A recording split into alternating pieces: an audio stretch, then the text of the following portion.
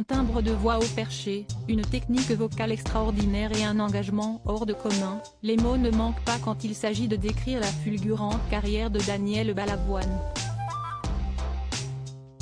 Rien ne semblait pouvoir l'arrêter, mais le destin est parfois cruel. En un claquement de doigts, une vie tout entière peut basculer. Daniel Xavier Marie Balavoine naît en Normandie le 5 février 1952.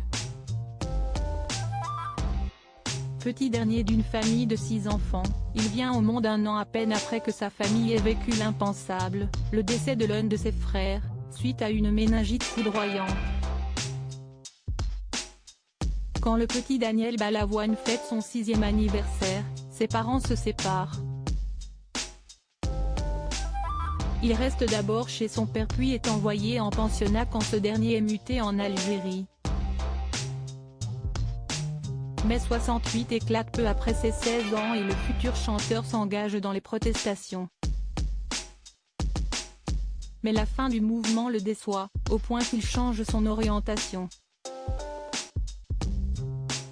Daniel Xavier Marie Balavoine en Normandie le 5 février 1952. Petit dernier d'une famille de 6 enfants, il vient au monde un an à peine après que sa famille ait vécu l'impensable, le décès de l'un de ses frères, suite à une méningite foudroyante.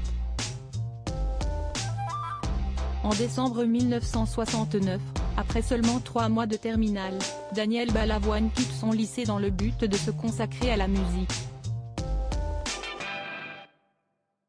Les premières années, il est chanteur de bal et intègre des petits groupes de rock au succès local. Grâce à une audition, il remporte l'opportunité de produire un premier 45 tours avec son groupe, puis un autre en solo. Mais ces vinyles ne se vendent qu'à quelques centaines d'exemplaires. Si est un bide. Alors, en attendant le succès, Balavoine devient choriste pour Patrick Juvet, et est découvert par le directeur artistique de Barclay. Séduit par sa voix, il lui fait signer un contrat de 3 albums. Le premier album ne fonctionne pas vraiment. Le deuxième, non plus. Tout explose finalement quand son 3e album sort, 4 ans plus tard. Cette année-là, en 1978, Balavoine ne rencontre pas un, mais 2 succès incroyables. D'une part, il interprète de nombreuses chansons dans l'opéra rock à succès Starmania qui atteint plus de 2 millions d'albums vendus. D'autre part, son 3e album personnel est porté par une chanson qui devient un hit, Le Chanteur. Plus de 500 000 exemplaires sont vendus. Malgré le succès, Daniel Balavoine ne reste pas moins engagé. Quand, en 1980, il se retrouve lors d'un débat au journal de midi sur Antenne 2 face à Mitterrand, il n'hésite pas à le prendre à partie, droit dans les yeux. Ce que je peux vous dire, si est que la jeunesse française désespère, elle est désespérée parce qu'elle n'a plus d'appui, elle ne croit plus en la politique française et elle a, en règle générale, bien raison. Daniel Balavoine, qui était sa femme? Jamais sa carrière ne m'éloignera de l'engagement, qui rythme sa vie et ses relations amoureuses. Si est ainsi qu'il rencontre en 1980 la mère de ses futurs enfants en manifestation. Pour elle, il écrira le tube La Sissa en 1985, en hommage à ses origines juives et pieds noirs. Un nouveau hit pour lequel il reçoit le prix de la chanson antiraciste des mains de Harlem Désir, au nom de SOS Racisme.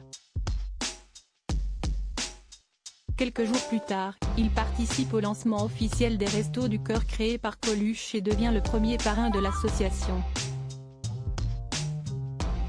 Début 1986, il se rend de nouveau au Paris-Dakar, non pas pour participer au rallye mais pour représenter une action humanitaire qui installe des pompes à eau dans des villages africains.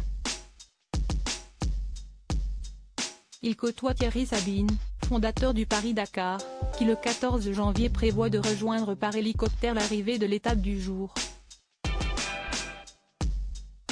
Balavoine n'est initialement pas prévu à bord, mais il a déjà exprimé son souhait de faire un baptême de l'air.